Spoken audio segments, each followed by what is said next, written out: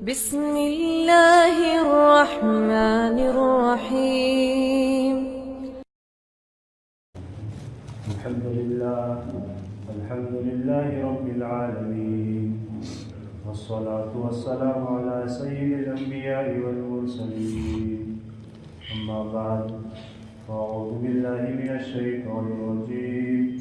بسم الله الرحمن الرحيم.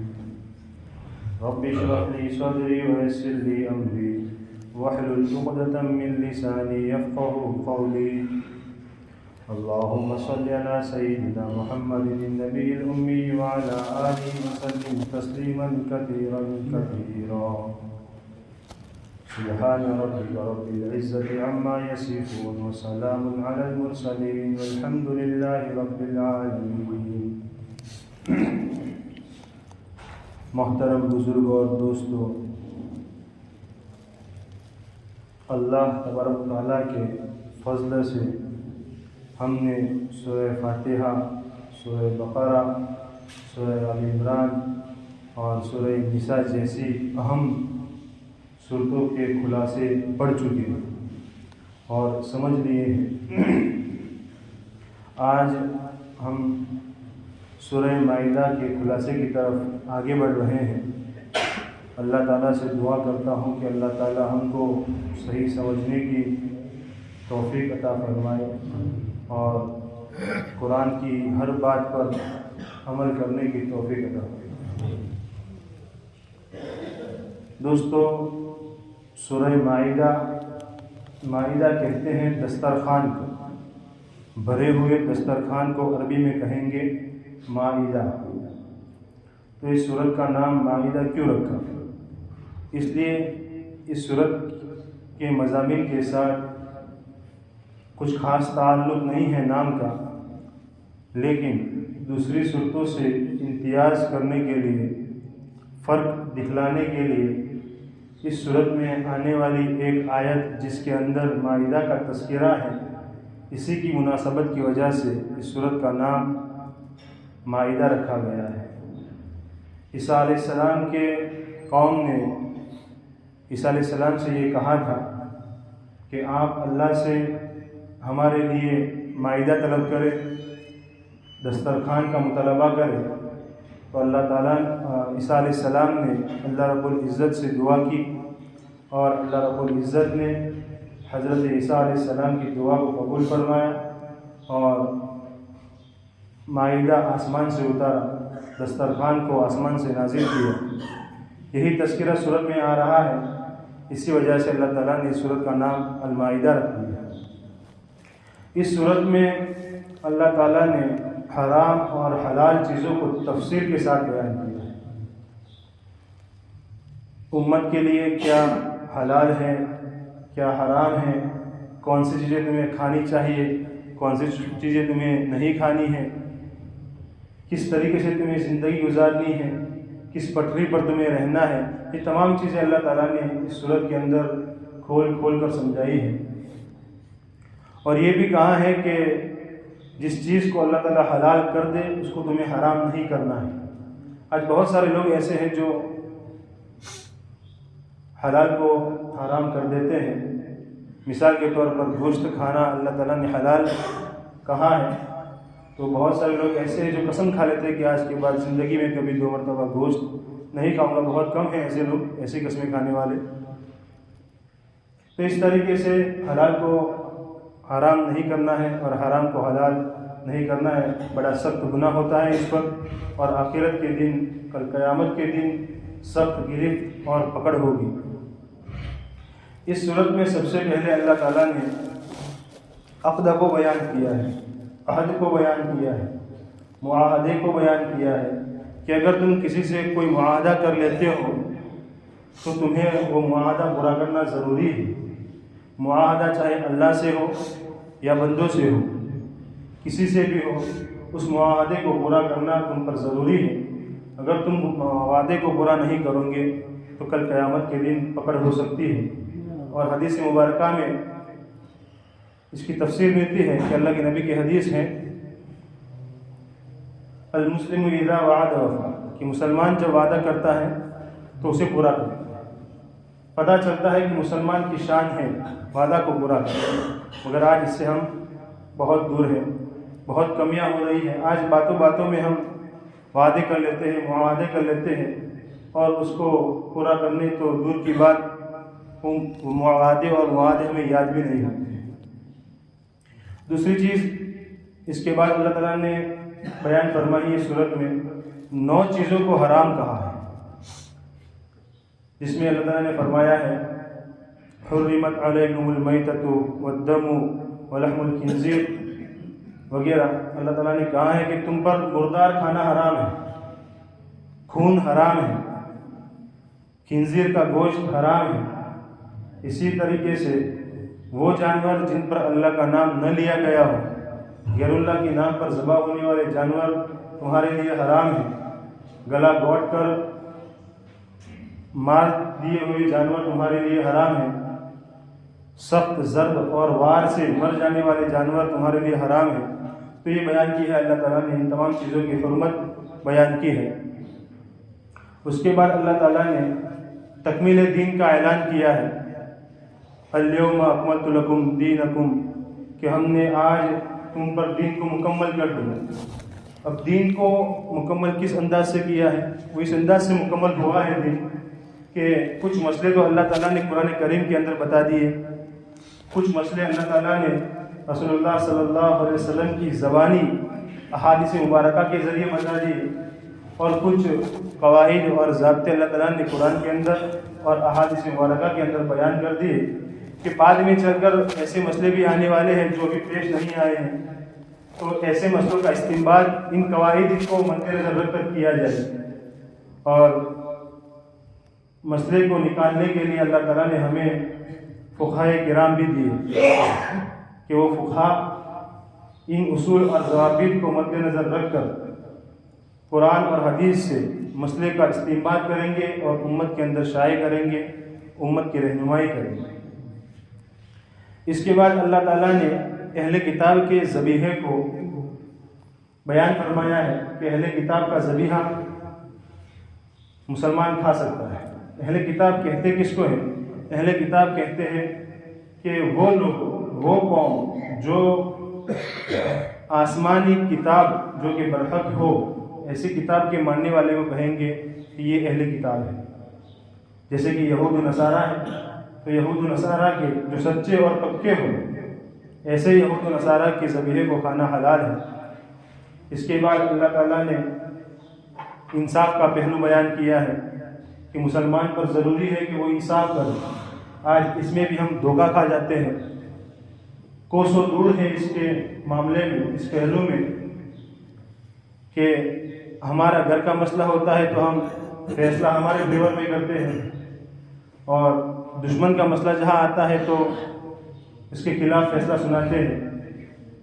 تو دشمن ہو یا دوست ہو، احباب ہو، قریبی ہو، کوئی بھی ہو، فیصلہ ہمیں انصاف کے ساتھ کرنا ہے۔ یہی قرآن کی تعلیم ہے اور یہی اسلام ہمیں سکھاتا ہے۔ اس کے بعد اللہ تعالیٰ نے یہود و نصارہ کے ایک دعوے کی تردید کی ہے۔ ان کا دعویٰ یہ تھا کہ ہم تو اللہ کے بیٹے ہیں اور اللہ کے قریبی ہیں، تو ہم اگر گناہ کریں گے تو ہماری پکڑ نہیں ہوگی۔ تو اس کی تردید اللہ تعالیٰ نے کی ہے۔ اس کے بعد اللہ رب العزت نے حابل اور قابل کے بارے میں بیان کیا ہے۔ حابل اور قابل جو کہ آدم علیہ السلام کے 2 لڑکے تھے، تو قابل نے حابل کو قتل کر دیا تھا۔ قتل کیوں کیا تھا؟ اس کے پس منظر میں ایک واقعہ ہے۔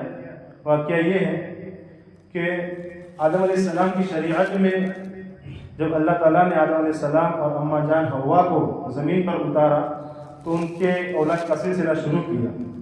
ہر حمل میں اللہ تعالیٰ ان کو 2 جڑواں بچے دیتے تھے، اور وہ 2 جڑواں بچے آپس میں شادی نہیں کر سکتے تھے۔ دوسرے حمل میں دوسرے 2 جڑواں بچے دیتے تھے، تو پہلے والے جو 2 جڑواں بچے ہیں وہ بعد والے 2 جڑواں بچوں سے آپس میں شادی کر سکتے ہیں۔ تو یہ شریعت تھی آدم علیہ السلام کی۔ تو ہوا یہ کہ پہلے حمل سے قابل اور ایک لڑکی پیدا ہوئی جو کہ بہت خوبصورت تھی۔ اس کے بعد حابل اور ایک اور لڑکی پیدا ہوئی جو لڑکی کم خوبصورت تھی۔ اب حابل کی تمنا یہ تھی کہ میں اسی لڑکی کے ساتھ شادی کروں جو میرے ساتھ دنیا کے اندر آئی ہے، اس کی پیدائش میرے ساتھ ہوئی ہے۔ تو حابیل کی تمنا یہ تھی، لیکن اللہ کا ضابطہ یہ تھا کہ حابیل اس سے شادی نہیں کر سکتا، قابیل اس سے شادی نہیں کر سکتا۔ تو قابیل جو ہے وہ حابیل کا دشمن ہو گیا، اور اسی بات کو لے کر قابیل نے حابیل کو مار دیا، اور یہی تذکرہ اللہ تعالیٰ نے سورہ مائدہ میں کیا ہے۔ اس کے بعد اللہ تعالیٰ نے باغیوں کی سزا بتائی ہے۔ باغیوں کی سزا کیا ہے؟ تو فرمایا ہے کہ بغاوت جس لیول کی ہو اس لیول کی ان کو سزا دی جائے گی۔ اس کے بیان کرنے کے بعد اللہ تعالیٰ نے سارقین کی سزا بیان کی ہے، یعنی کہ چور کی سزا بیان کی ہے۔ چور چاہے مرد ہو یا عورت ہو، سختی سے کام لیا ہے اللہ تعالیٰ نے۔ اللہ تعالیٰ نے کہا ہے کہ اگر کوئی بندہ چوری کرتا ہے تو اس کے ہاتھ کاٹ دیے جائیں گے۔ یہاں پر ہم کو خاموش کرنے کے لیے کوئی یہ سوال کر سکتا ہے کہ اسلام تو امن اور شانتی کا مذہب ہے، تو پھر اتنا سخت حکم کیوں، ہاتھ کاٹ دینے کا حکم کیوں؟ یہ کوئی سوال کر سکتا ہے۔ تو اس کے سوال کے جواب میں ہم کہیں گے کہ یہ حکم کے اندر جو سختی برتی گئی ہے وہ انہی حکموں کے اندر سختی برتی گئی ہے جس کو انجام دینے سے معاشرے میں امن ختم ہونے والا ہے۔ مثال کے طور پر یہ سمجھ لیجئے کہ اگر ہمارے محلے میں چور ہو جائے تو محلے کے اندر سے امن غائب ہو جائے گا، شانتی ختم ہو جائے گی۔ تو اسی لیے اللہ تعالیٰ نے سختی سے کام لیا ہے تاکہ امن بنا رہے۔ پھر اس کے بعد اللہ تعالیٰ نے یہود و نصارہ کا تذکرہ کیا ہے۔ پھر اس کے بعد اللہ تعالیٰ نے کہا ہے کہ یہود و نصارہ سے تم دلی دوستی نہیں کر سکتے، ممانعت آئی ہے۔ پھر اس کے بعد اللہ تعالیٰ نے مرتدین اور مخلصین کا تذکرہ کیا ہے کہ اسلام میں اگر کوئی شخص ہو اور وہ مرتد ہو جائے نعوذ باللہ، تو اسلام کو اس کی ضرورت نہیں ہے، اسلام اس کا محتاج نہیں ہے۔ اللہ تعالیٰ تو بے زبان جانور سے بھی کام لے سکتا ہے۔ پھر اس کے بعد اللہ تعالیٰ نے تبلیغ کا بیان کیا ہے۔